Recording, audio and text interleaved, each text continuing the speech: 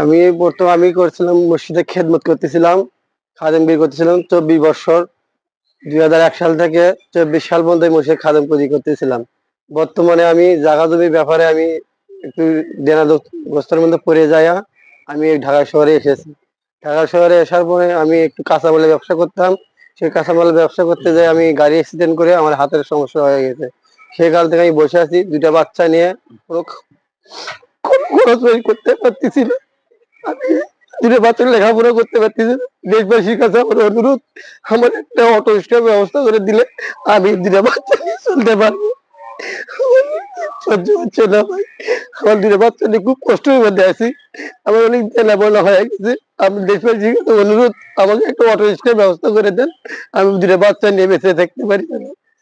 এই আপনাদের কাছে আমার অনুরোধ। এই পর্যন্ত আপনাকে কেউ কোনো প্রকার সাহায্য সহযোগিতা করেছে? না ভাই, আমাকে কেউ এখনো সাহায্য করেনি। আপনার গ্রামবাসীর এখন বক্তব্য কি আসলে? আপনাকে গ্রামবাসী যে যার সেই চলে, কারো দিকে কেউ দেখে না। না ভাই, আমি এই ঢাকা শহরে এসেছি ভাই। আমার ঢাকা শহরে এসে আমার খুব বিপদ। আমার স্ত্রী আছে, ও গার্মেন্টস চাকরি করতে পারে না। ওর একটা চোখ নষ্ট। ওই নিডেল লাগাতে পারে না, তাই গার্মেন্টস থেকে বাইর করে দিছে। এই কারণে খুব কষ্টের মধ্যে আছি। আমাকে দেশবাসীর কাছে অনুরোধ, আমাকে একটা অটো রিক্সার ব্যবস্থা করে দেয়।